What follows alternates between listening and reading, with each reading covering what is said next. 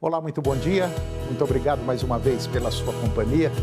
Está começando mais uma edição do programa Agronegócio e eu desejo a você um dia muito abençoado. No programa de hoje nós vamos falar do mercado de sêmen, mais precisamente de exportação de sêmen bovino pelo Brasil. Vamos falar também do PIB do agronegócio, que registrou crescimento superior a 9% no primeiro semestre deste ano. Vamos dar um giro pelo mercado da relação de troca entre boi gordo e bezerro. Rodolfo Silber, analista da Scott Consultoria, ele vai falar sobre o plantio da soja e do milho.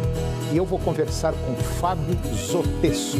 Ele é veterinário da Auster e nós vamos falar da disputa por alimentos, que é um importante desafio na nutrição de matrizes de corte. O programa Agronegócio já está no ar.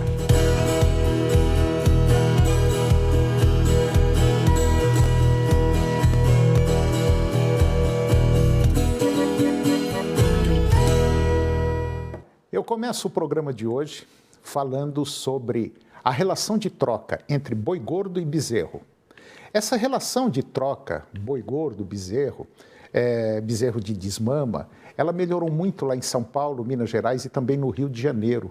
As quedas mais firmes para a cotação do bezerro, frente à queda da arroba de boi gordo, justificam o cenário atual. Em São Paulo, Minas Gerais e Rio de Janeiro, as variações negativas para o bezerro foram de 21% em São Paulo, 19% em Minas Gerais e 18% no Rio de Janeiro. Isso no acumulado de janeiro até agora, metade basicamente de dezembro. Enquanto a arroba do boi gordo registrou queda de 16% em São Paulo, 17% em Minas e 10% no Rio de Janeiro. Isso na média estadual, nas mesmas condições. Para a relação de troca, houve uma melhora de 6% em São Paulo, 3% em Minas Gerais e 10% no Rio de Janeiro, também no mesmo período. Em dezembro, são necessárias, por exemplo, 8,2 arrobas de boi gordo para a compra de um bezerro de até 6 arrobas e meia, sendo a menor relação do ano, igualando-se ao mês de março. Lá em Minas Gerais, por exemplo, a relação de troca ficou em 8,7 arrobas de boi para a aquisição de um bezerro de desmama, agora no mês de dezembro. Em situação semelhante, ocorre no Rio de Janeiro, com uma melhora na relação de troca de 10%, quando comparado a janeiro. Com 10,8 arrobas de boi gordo, compra-se um bezerro de desmama. E agora, Rodolfo Silber, analista da Scott Consultoria, ele vai comentar sobre o plantio da safra de soja e de milho. Confira. Olá, meu nome é Rodolfo Silber, sou engenheiro agrônomo e analista de mercado da Scott Consultoria e hoje vou falar um pouco sobre o ritmo de semeadura da soja e do milho aqui no Brasil e também as condições do desenvolvimento das lavouras. Bom, para a soja, a semeadura está praticamente finalizada, aí, chegando próximo dos 100%, um pouco abaixo ainda quando a gente olha para o ano passado. Os principais problemas que vêm acontecendo são advindos do clima, principalmente na região sul do país, ali pegando Santa Catarina, Rio Grande do Sul, um pouco do Paraná também. Pouca pluviosidade, algumas regiões teve excesso de chuva no início da semeadura, então esses fatores acabaram atrasando. Agora, quando a gente olha para o milho, esse um pouco acima de 80%, também um pouco abaixo quando a gente compara com o ritmo do ano passado, e também com alguns problemas climáticos, principalmente no sul do país, algumas regiões com estiagem, então comprometendo as condições das lavouras. Isso pode impactar na produtividade tanto da soja quanto para o milho. Devemos então aí seguir de olho no clima para ver se a produção vai ser de acordo com as expectativas ou um pouco abaixo. Por hoje era isso, obrigado e até a próxima. E agora vamos comentar sobre o crescimento de inovação de bioinsumos. O estado de Goiás pretende se tornar o estado com o maior ecossistema de inovação em bioinsumos do país, por meio da portaria número 3.560 da Secretaria Nacional de Mobilidade e Desenvolvimento Regional e Urbano do Ministério do Desenvolvimento Regional. Goiás foi reconhecido como polo dos bioinsumos. Goiás foi a primeira unidade federativa a lançar um programa estadual de bioinsumos em 2021. Menos de um ano após o Ministério da Agricultura, Pecuária e Abastecimento lançar o seu Plano Nacional de Bioinsumos. A Embrapa Arroz e Feijão inaugurou recentemente uma biofábrica em Santo Antônio de Goiás, sendo uma das principais parceiras do programa. A estrutura recebeu o nome de Laboratório Multiusuário para Pesquisa e Desenvolvimento de Bioinsumos. É o conhecido BioFabLab. O objetivo da Embrapa é impulsionar a pesquisa e a geração de conhecimento em bioinsumos. Goiás faz parte da rota da biodiversidade do Ministério do Desenvolvimento Regional. E agora vamos falar de um tema interessante. Senadores aprovaram em plenário um projeto de lei que pretende impedir o cancelamento de títulos de terras concedidos pelo Instituto Nacional de Colonização, Reforma Agrária que é o INCRA. Antes de 1997, por falta de cumprimento de condições estabelecidas naquela época. O texto vai para análise da Câmara. O texto extingue todas as condições resolutivas de títulos relativos a áreas públicas de propriedade do INCRA ou da União cujo projeto de colonização ou assentamento tenha sido criado antes de 10 de outubro de 1997. As condições resolutivas, elas são direitos que podem ser exigidos em caso de inadimplência de uma das partes de um contrato. No caso dos títulos de terra, o INCRA impõe condições que devem ser cumpridas por determinado período e, caso isso não ocorra ou o valor do título não seja quitado, o produtor não consegue ter as terras em seu nome. Conciliar melhoria da renda de produtores familiares e populações tradicionais, a conservação e uso sustentável dos recursos florestais na Amazônia é o foco principal do projeto Inovações para o Desenvolvimento Sustentável da Amazônia Brasileira, o Inova Amazônia, que foi aprovado em outubro deste ano. As ações serão executadas pela equipe da Embrapa em 7 estados da Amazônia: Acre, Amapá, Rondônia, Roraima, Maranhão, Pará e Amazonas. As atividades envolvem estudos para intensificar sistemas de produção sustentáveis em áreas degradadas, fomentar a bioeconomia e agregar valor a partir da biodiversidade, produtividade e rentabilidade nos sistemas de manejo florestal sustentáveis, além de promover o fortalecimento da cooperação regional. A iniciativa conta com o apoio financeiro do Banco Interamericano de Desenvolvimento, o BID, e o projeto veio em um momento oportuno, uma vez que, com as tecnologias de restauração, produtores podem ampliar, por exemplo, a oferta de sementes de açaí, que hoje é um dos grandes pilares da bioeconomia, além de contribuir com a melhoria de renda e geração de emprego.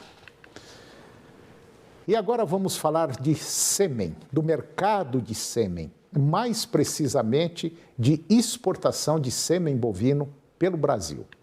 A exportação de sêmen bovino pelo Brasil, ela alcançou o maior volume da história no período acumulado de janeiro a setembro deste ano e é o que aponta o levantamento da Associação Brasileira de Inseminação Artificial, ASBIA, que foi realizado em conjunto com o Centro de Estudos Avançados em Economia Aplicada, o CEPEA, que é ligado à Universidade de São Paulo, a USP. Em 9 meses foram embarcadas 361 mil doses de sêmen com aptidão de corte para 11 países e 345.800 doses para aptidão de leite para 14 países, totalizando 706.800 doses. Em relação ao mesmo período do ano passado, o crescimento foi de basicamente 12% em sêmen para corte e 4,4% em sêmen para leite. No total, as vendas de sêmen, corte e leite atingiram 19 milhões 669 mil doses entre janeiro e setembro deste ano. Esse resultado ele representa um recuo de 5,8% em relação aos 9 primeiros meses do ano passado, quando nós exportamos 20 milhões e 800 mil doses. Foram atingidos 4.330 municípios no período, equivalente a 77,7% dos municípios brasileiros. De 2020 para 2021, o crescimento foi de 70%, algo fantástico quando olhado para aumento das exportações nos últimos 2 anos. Nós temos aí um crescimento acumulado de 81%.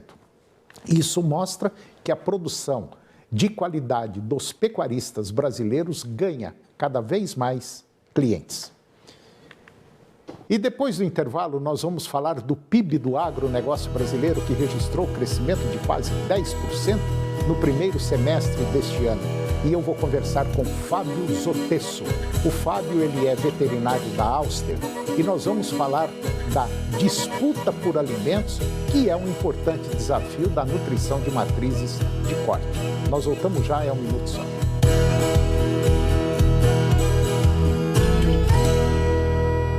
Me diz uma coisa, você tem medo de sair à noite? Uma pesquisa feita pelo IBGE aponta que mais da metade da população brasileira tem medo de sair à noite de casa. Sai de jeito nenhum à noite, não saio. Os detalhes você confere nesta terça-feira às 11h30 no Jornal do Meio-Dia. Mande sua participação e sua sugestão para o nosso WhatsApp 98519-7000.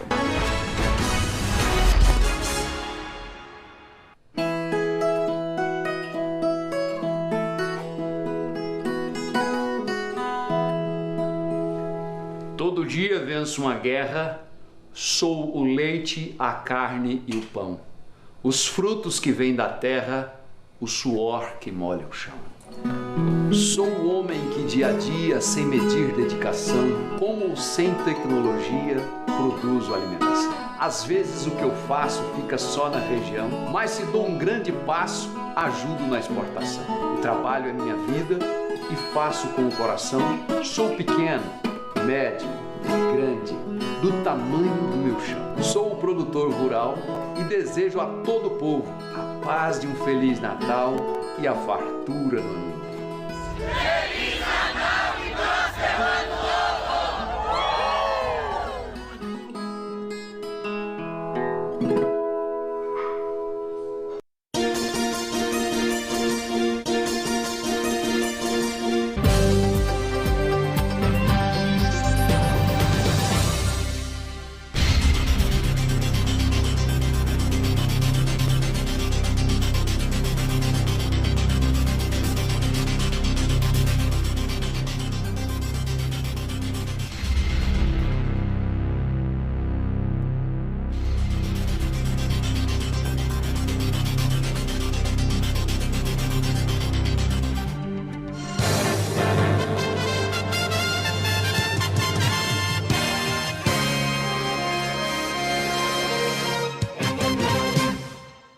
Ai, gente, eu pensava que esse negócio de tecnologia não era pra mim. Eu achava muito difícil. Hoje, faço compras e até monitoro meu condomínio pelo app da portaria remota Tecnoseg. Futebol é amor, paixão, emoção, garra, movimento, sonho, união, trabalho, dedicação, irrigação, amador, profissional, society, jardim, gramado, do início. Então, precisou? É Safra! Venha tentar ganhar 100 mil reais. Será que o Chula vem com o pé calibrado? Distância bateu! É hoje, 10h15 da noite. Vai, Ratinho. Vamos lá. Gol Show no programa do Ratinho. Agronegócio. Oferecimento no campo ou na cidade. Safra Irrigação. 3928 4020.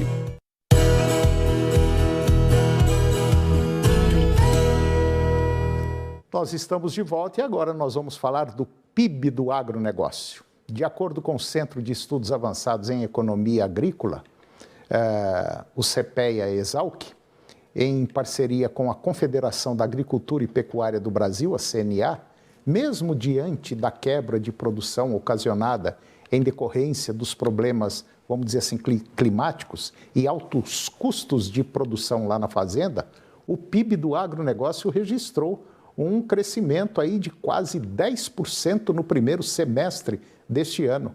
Em consequência do crescimento do setor no Brasil, o volume de fretes do agro acabou registrando um crescimento de 33,2% no primeiro semestre também deste ano, no comparativo com o ano passado. Isso dados da Fretebras. O transporte rodoviário de cargas no agro, aqui no Brasil, ele movimenta cerca de 63 bilhões de reais anualmente, em 8 milhões de viagens. E é justamente aí que mora o perigo. E é justamente por ser um setor tão lucrativo, ele acaba se tornando um alvo perfeito para criminosos especializados no roubo de carga de caminhões. E agora eu vou conversar com Fábio Zotesso. O Fábio é veterinário da Auster e nós vamos falar de um tema muito interessante. Nós vamos falar sobre alimentação, nós vamos falar sobre uniformidade. Cláudio Zotesso, muito bom dia, muito obrigado pela sua presença aqui no nosso programa. É um prazer tê-lo para falar de um ponto muito interessante do setor de produção, do setor de engorda, enfim, de todo o setor produtivo, principalmente de animais. Ok? Bom dia. Bom dia, Antônio. Bom dia a todos que nos assistem também. É um prazer estar aqui com vocês hoje. Fábio, de maneira geral, eu gostaria de começar te perguntando o seguinte. Me dá, assim, uma visão rapidinha do que é a Auster, o que a Auster faz e aonde ela está localizada. A Auster está localizada em Hortolândia, é uma empresa do segmento de nutrição animal. Nós vendemos especialidades, suplementos vitamínicos e minerais para as rações dos animais de produção. Tá, tanto bovinos quanto aves. Aves, bovinos, suínos, tá, né? Uhum. E especificamente eu trabalho com aves de corte. Bom, a sua especialidade aí no caso é nutrição de aves, produção de carne de aves.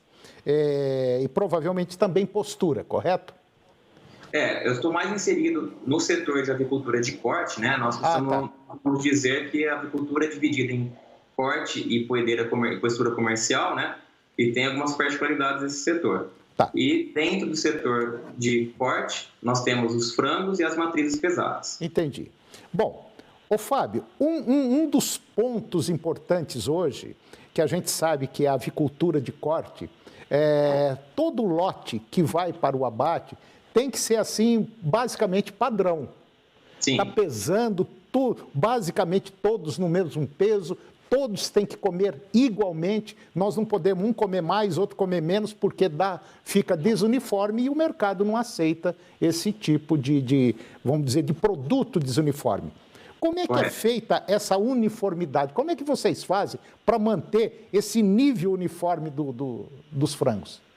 Primeiro, o frango está inserido numa cadeia produtiva, né? Que a gente fala que desde o processo de melhoramento genético até a mesa do consumidor, a gente leva em torno de 4 anos, né? Para todo o melhoramento genético ainda chegar com o potencial de cada vez mais a gente ter um animal que responda mais à conversão do alimento, né? Que cada vez mais a gente fornece uma quantidade de alimento mais reduzida. Não, tudo bem, uma quantidade mais reduzida, mas aí também depende da genética, depende da quantidade de animais, depende daquilo que é oferecido para o animal, para todo mundo comer, vamos dizer, quase que ao mesmo tempo e a mesma quantidade. É mais ou menos isso? Sim, basicamente assim, esse manejo de uniformidade com frangos também ocorre, né? Mas o que a gente trabalha mais essa questão da uniformidade também é na questão das matrizes pesadas, que são as mães do frango de corte, né? Sim. Que são esse setor, que é basicamente o setor que eu mais atuo. Obviamente, quando a gente fala de trazer lotes mais parecidos entre si, a gente faz um animal ser cada vez mais produtivo também. Ô, Fábio, me diga uma coisa. Muita gente imagina o seguinte, não, é só jogar a ração lá para o frango, ele come, daqui 40, 45 dias, 42 dias, o frango está pronto. Mas o processo não é bem esse não, né?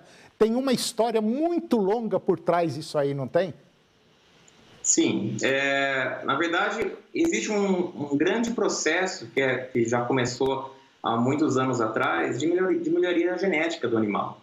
Então, basicamente, nós temos na agricultura 2 pilares, que são as aves destinadas a corte e destinadas à produção de ovos. E nesse contexto, tem uma correlação genética antagônica entre peso e produção de ovos. Sim. Então, para as mães do frango, a gente precisa fazer um manejo nutricional, que é justamente aquela questão de controlar um pouco o peso dessas aves, porque peso dessas aves não é diretamente proporcional à produção.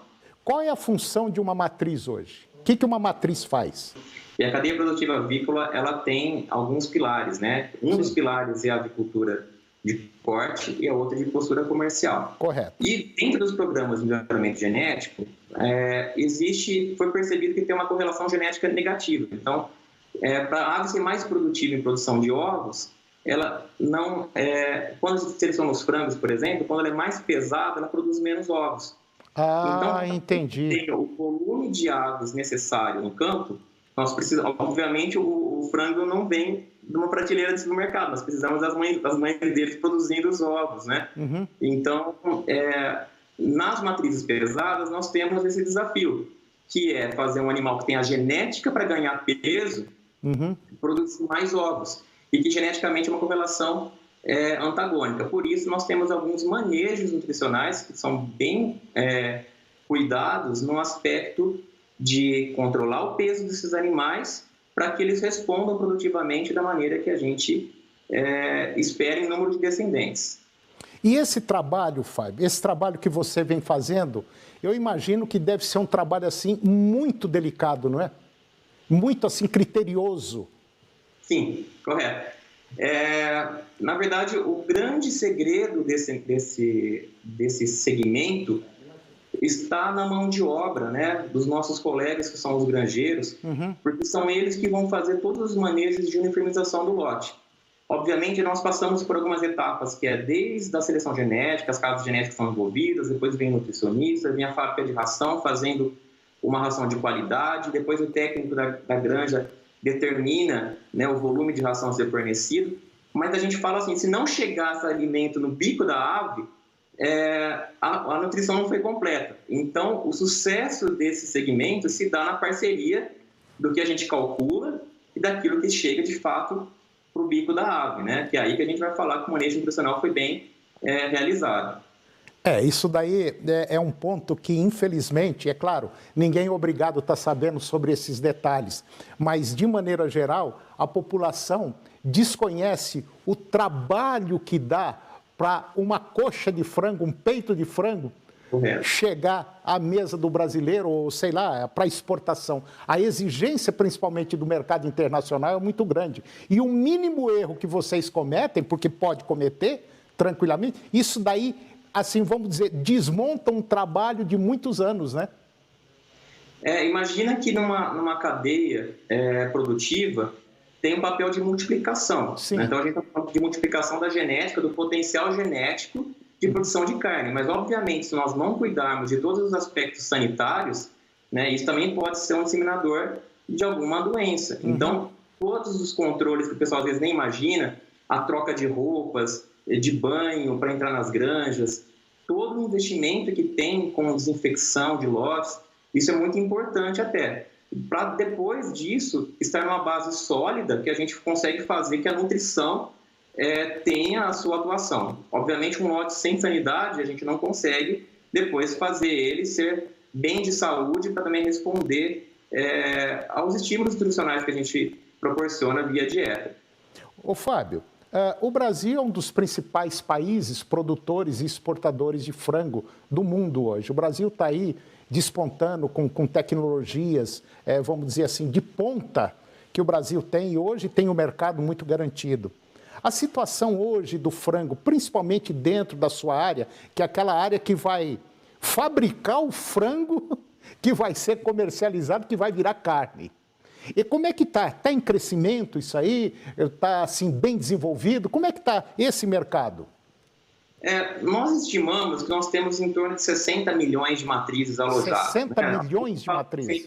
62, 61 milhões de matrizes alojadas. Então, são essas aves que, em média, vamos falar assim, de lotes mais produtivos, chegam a 170 pintinhos por matriz, mas a média de uns 160 por matriz, que vai gerar todo o número de descendentes que a gente precisa para atender o mercado. E, obviamente, esse volume das multiplicadoras é determinado por questões de mercado, né? Se a gente consegue abrir novos mercados de exportação e se o consumo de carne de frango é maior, nós temos também um estímulo para esse setor alojar um número maior de animais. E isso é um número crescente, né, Fábio? Sim, em 2020, 2019, nós estimávamos que tinham 52 a 55 milhões. Nós estamos hoje na faixa de 60 milhões de matrizes alojadas no ano de 2022 para 2023. Então, é um crescimento importante.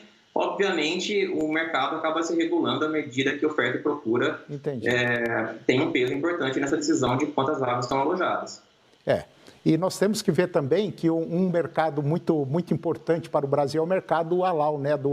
O mercado islâmico, né? Que está aí crescendo assustadoramente também, né? E é um grande mercado consumidor, né? E o bonito da avicultura, né, é que nós conseguimos oferecer uma proteína acessível e de qualidade, né? Então, nós sabemos que qualquer crise econômica, qualquer dificuldade que a população encontra, a migração é natural para a carne de frango. Sim. Então, essa cadeia tem um papel essencial para conseguir atender não só o Brasil, como todo o mundo. Então, as exigências também que são feitas pelos mercados que importam a nossa carne, também nós procuramos seguir justamente para a gente conseguir atender os padrões mais exigentes de qualidade para o processo e para ter uma carne de qualidade, uma proteína acessível e de qualidade. E é o que todo mundo busca, um produto de excelente qualidade. E eu sei que esse trabalho seu aí é um trabalho árduo, não é muito fácil, não. Fábio, muito obrigado pela sua conversa. Eu acho que foi legal, eu acho que foi muito proveitosa, muito boa. E eu gostaria de tê-lo mais vezes aqui para a gente falar disso, porque é importante mostrar para a população esse trabalho, vamos dizer, dos bastidores. É muito importante isso aí. Fábio, muito bom dia, muito obrigado e até a próxima. Eu que agradeço e agradeço também a todos os profissionais que também atuam nesse segmento para fazer a avicultura brasileira cada vez mais forte. Falou, um abraço, Fábio. Um abraço. E o programa de hoje chegou ao fim. E eu termino o nosso programa com a seguinte frase: que os seus sonhos te levem para onde o seu coração seja feliz. Um grande abraço, muito obrigado pela sua companhia, que Deus nos abençoe e até o próximo programa. TV Serra Dourada SBT Goiânia. O jornalismo a serviço da comunidade em todos os momentos. Daqui a pouco, no Jornal do Meio-Dia. A seguir, Primeiro Impacto Continuação.